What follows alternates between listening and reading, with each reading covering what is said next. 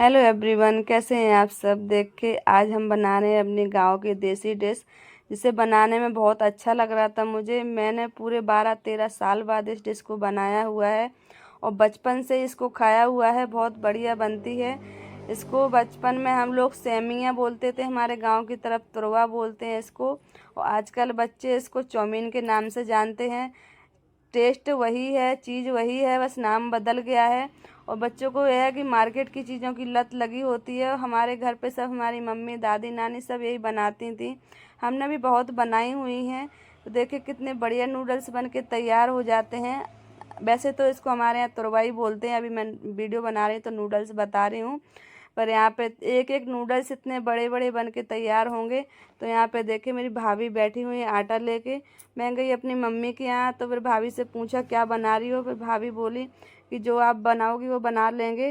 तो मैंने सोचा फटाफट कुछ ना कुछ बनवा लेते हैं भाभी से, क्योंकि मुझे ससुराल में तो मेरे काम चल रहा है, मिस्त्री लगे हुए हैं, तो मैं कुछ खाने की वीडियो बना नहीं पा रही थी। भाभी से बोला तो भाभी ने फटाफट तैयारी की। भाभी ने कहा हम सेमियाँ बनाते हैं जो हम गांव में बनाते हैं, तो उसी के लिए भाभी ने आटा लगा लिया था।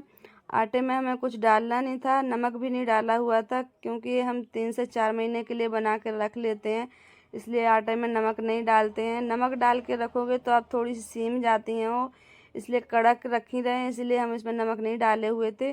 दूसरा आटा हमने चावल का तैयार करा हुआ था, क्योंकि बाहर जो चाउमीन मिलती है वो मैदे से बनी आती है, तो बच्चों को कुछ हेल्दी खिलाना है, इसीलिए तो घर पे सब चीज़ें बना लेते हैं।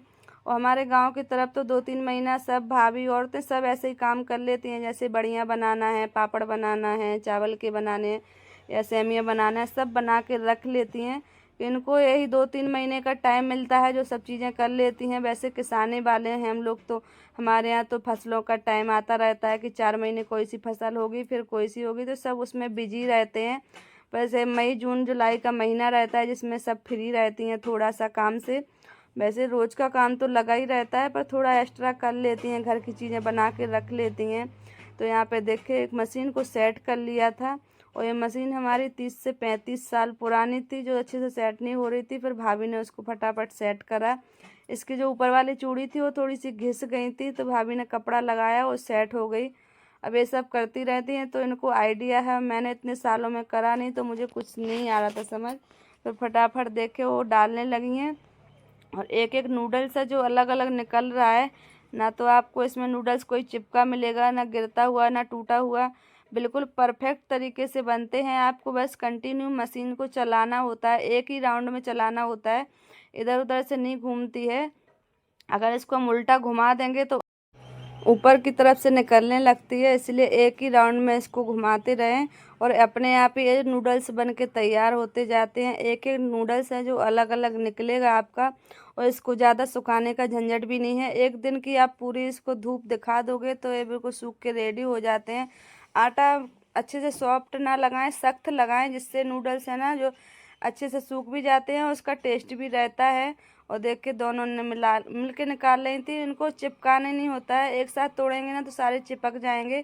तो इनको ये हाथ से ऐसे झुला झुला के तोड़ रही थी कि अलग अलग टूटें, ताकि नूडल्स भी देखने में अच्छे लगें। और यहाँ पे देख के जैसे ही जैसी हवा लग रही थी अपने आप ही नीचे गिर जाते हैं। अगर इसको हम 2 मिनट के लिए ऐसे ही छोड़ देंगे तो इकट्ठे गिर जाएंगे, फिर अलग अलग उतारने के नहीं रहेंगे। तो इनको साथ साथ उतारना भी होता है, हाथ नहीं रोकते हैं। जब भी बनाते हैं ना 2 से 3 लोग बैठ जाते हैं तो आराम से उतर जाते हैं। और इसको देखो इतना आइडिया था, दोनों उंगलियों पे लेके ऐसे फटाफट से उतार के डाल देती है। जब हम बना रहे थे तो मैंने सोचा मैं ही बना लेती हूँ, तो थोड़ा सा भाभी को भी पलंग पे बिठा दिया। जो हमारी चारपाई होती है उस पर ही कस लेते हैं। इसको आप टेबल वेबल पे कस तो लेंगे, पर उस चलाने में थोड़ा डिफ़िकल्ट होता है, पर इनके लिए ऐसे कोई पटिया वटिया रख के भी आप आराम से बना सकते हो। और यहाँ पे मैं गेहूं के आटे के बनाने लगी थी। भाभी ने पहले चावल के आटे के बनाए, फिर मैंने गेहूं के आटे के बनाए।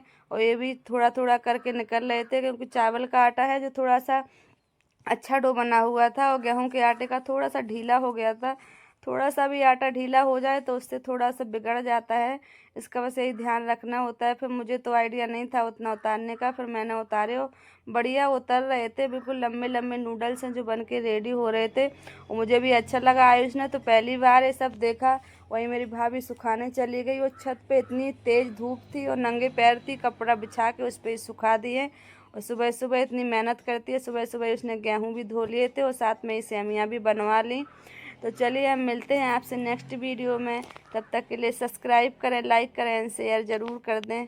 Bye bye.